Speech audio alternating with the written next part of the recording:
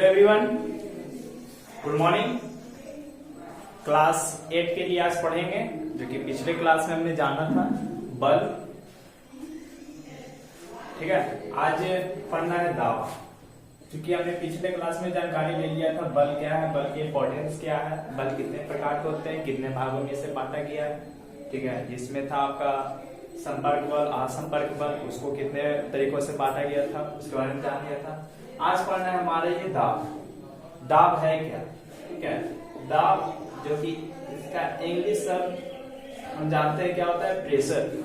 Pressure यानी किसी वस्तु पर क्या, जो भी हम वस्तु को क्या करते हैं, प्रेषित करते हैं, दबाने का प्रयास करते हुए हमारा क्या होता है, दाब होता है। ठीक है, तो दाब का अनेक मतलब हो गया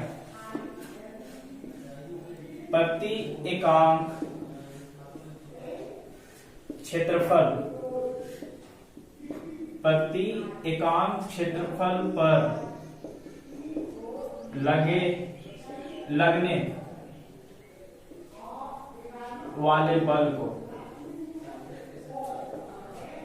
लगने वाले बल को दाब करते हैं। ठीक है, फिर से एक बार देखते हैं, प्रति एकांक क्षेत्रफल पर लगने वाले बल को दाब करते हैं। फॉर एग्जाम्पल एक छोटा सा हम एक एक्टिविटी के रूप में देखना चाहेंगे कि मान लिया डस्टर को मैंने क्या किया, इसे उठाया। ठीक है, तो ये कुछ इसका एरिया जो कि इस पे क्या करे, कन्वर्ट कर रहा है। लेकिन मैंने कहा नहीं, अब इस डस्टर को जो है इसके सहारे हमको उठाना, तो इसको थोड़ा सा इस पर बैलेंस बनाने में क्या होगा, कठिनाई होगा।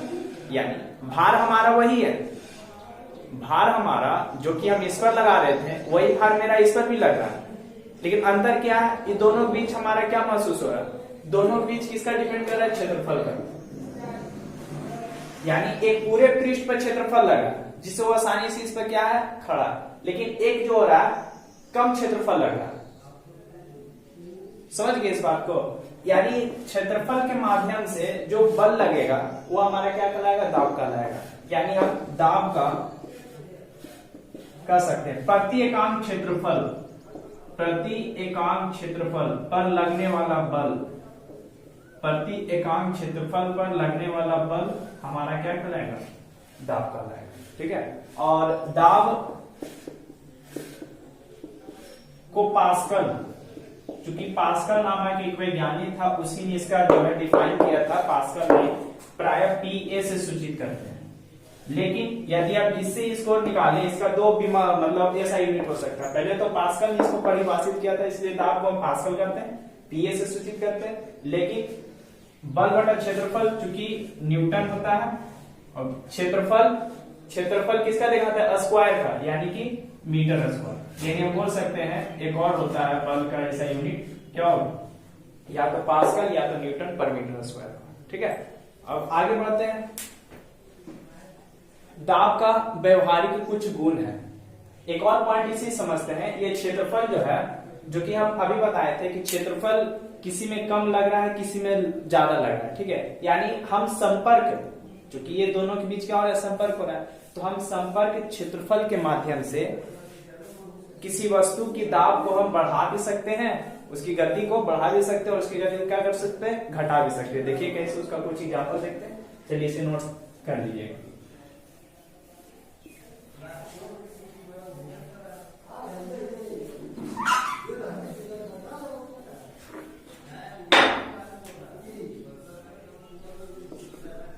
पहला पॉइंट, संपर्क क्षेत्रफल।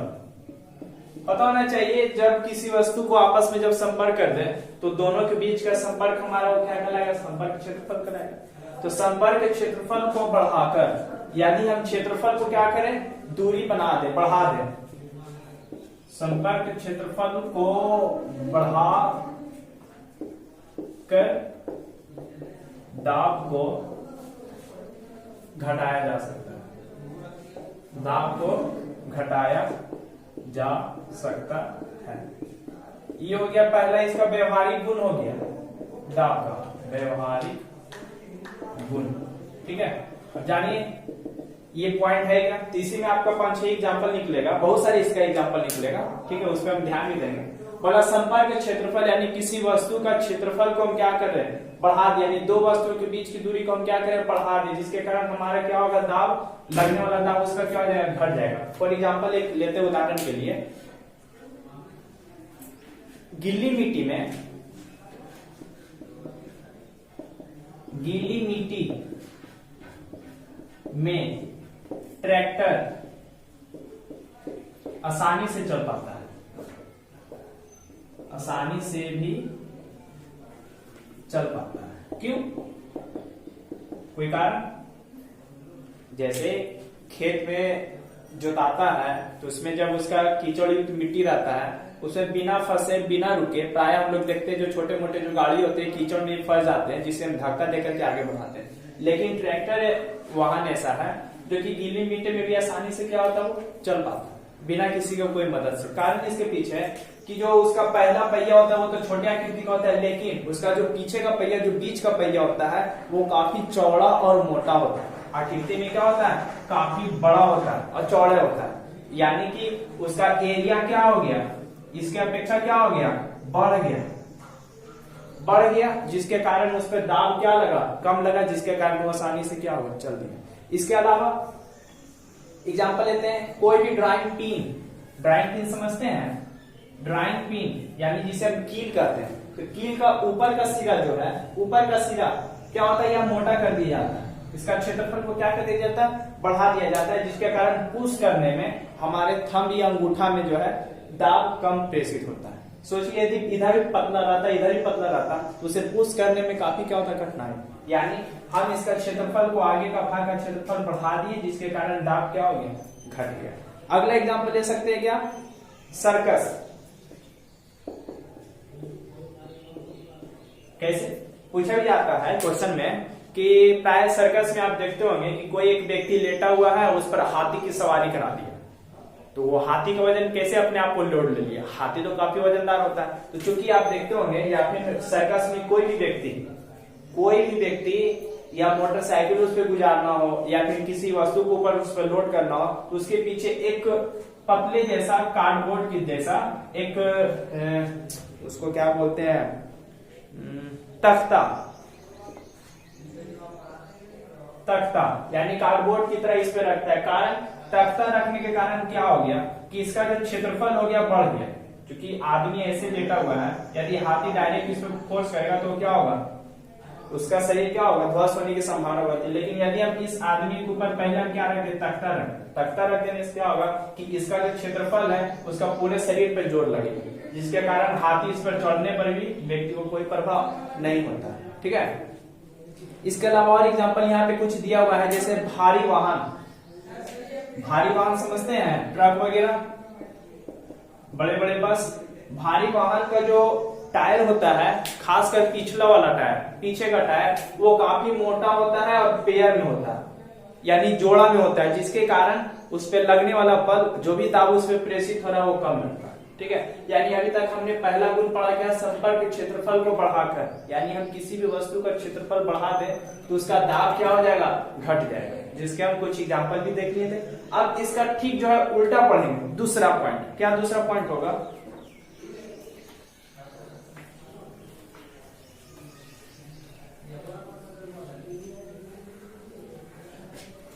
दूसरा हमारा रहेगा क्या कि बढ़ाकर नहीं बल्कि घटाकर दाब को हम क्या कर सकते हैं, बढ़ा सकते हैं। ठीक है, यानी संपर्क क्षेत्रफल को घटाकर हम दाब को क्या कर सकते हैं, बढ़ा सकते हैं। फॉर एग्जाम्पल, कोई भी नुकीली वस्तु, तेज धार जैसे में चाकू हो सकता है, कील हो सकता है, ठीक है, और भी अदरवाइज थिंग हो सकता है। ठीक है, जिसका क्षेत्रफल हम आगे का क्या करते हैं, नुकीला भाग का क्या करते हैं, कम करते हैं। क्या करते हैं, हम कम करते हैं, इसका क्षेत्रफल घटाते हैं, जिसके कारण वो किसी भी वस्तु में क्या होता है, आसानी से क्या होता है, प्रवेश कर जाता है। इसी कारण से जो है तेज धार वाली वस्तु और भोथर यानी उससे काटना आसान होता है। कहने का मतलब हो गया कि यही कारण है कि भोथरे चाकू की अपेक्षा जो हम तेज धार वाले चाकू का उपयोग करते हैं, वो किसके कारण अपने क्षेत्रफल को घटा देता है ये। जैसे कील ही लेते हैं तो कील का एक भाग महीन होता है तो एक भाग उसका क्या होता है, थोड़ा सा थोथ होता है। तो कौन सा काटी हमें आसानी से प्रवेश कर जाएगा दीवार के अंदर, जो कम क्षेत्रफल का रहेगा। जो ज्यादा क्षेत्रफल का रहेगा वो काफी अधिक समय लगेगा। ठीक है, तो ये 2 पॉइंट हमने इसके बारे में जानकारी ले लिया।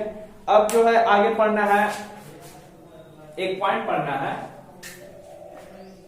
क्या ये तो ठोस में क्रिया हुई, क्या द्रवों में भी दाब की क्रिया होती है? एक पॉइंट आपको है, ये तो ठोस जितना भी था ये ठोस की प्रक्रिया हुई, क्या द्रव में भी दाब लगता है? हाँ बिल्कुल लगता है, द्रव में भी दाब की क्रिया होती है। कैसे होती है उसके बारे में जानकारी लेते हैं। ठीक है, द्रव में दाब, द्रवों में दाब किस प्रकार लगता है? तो फॉर एग्जाम्पल इसका हम लेते हैं, ठीक है, 2 टेस्ट ट्यूब लेते हैं। टेस्ट ट्यूब या फिर 2 आप पाइप ले सकते हैं फॉर एग्जाम्पल, जो दोनों तरीके से क्या होल, ठीक है, दोनों में होल है, दोनों में क्या करेंगे हम, बैलून अंदर इस पे क्या करेंगे, पिकअप कर देंगे। प्राय होली के समय में ऐसा करते हैं कि बैलून लेते हैं, इधर से प्रेसित करते हैं तो बैलून क्या होता है, ऐसा फूलता है। ठीक है, तो पानी ऊपर से गिराएंगे, कुछ पानी गिराने, थोड़ा सा पानी गिराएंगे तो देखेंगे कि जो पानी हमारा गिरा वो जो बैलून है उसके सबसे नीचे तले पे जाके क्या हो गया, जमा हो गया। यानी पहला ये वो, दूसरा जो पानी डालो उससे और अधिक मात्रा में डालेंगे, तो अधिक मात्रा में डालेंगे तो नीचे से प्राय आते आते क्या होगा, ऊपर का एरिया भी वो घेरेगा। ठीक है, तो पहला निष्कर्ष निकालता है कि प्राय द्रव जो होता है कहाँ लगता है, सतह पर, सतह पर नहीं, पेंदी पर, किसी वस्तु के पेंदी पर लगता है। लेकिन दूसरा से निकलता है कि नहीं, द्रव में जो दाब होता है उसके चारों और उसके क्षेत्रफल पर भी लगता है। फॉर एग्जाम्पल इसका एक और ले सकते हैं, एक बोतल लिया, ठीक है, बोतल में आप छोटे छोटे A B C D इस शब्द का नाम अंकित कर दिए, वहां पे क्या कर दिए, लीक कर दिए, थोड़ा थोड़ा वहां से पिन के माध्यम से लीक कर दिए, इसमें पानी फुल पैक कर दिए। ठीक है, और उसके बाद देखते क्या होता है। तो देखेंगे कि जहां तक इसका पानी का एरिया रहेगा वहां से पानी क्या होगा, बहना शुरू होगा। जिसे हम इसे कंप्रेस करेंगे, यानी इसे सिकुड़ाएंगे, तो पानी का प्रेसित क्या होगा, धीरे धीरे और तेज होते जाएगा। यानी जहां तक हमारा द्रव रहेगा वहां तक हमारा एरिया क्या लगेगा, दाब का लगेगा। यानी द्रवों में भी दाब की क्रिया होती है। आप एक्टिविटी 2-3 है, आप कर सकते हैं घर में। और बाकी बच गया इसका एक पॉइंट और लगता है, दाब में ही, दाब से ही निकला या प्रणोद।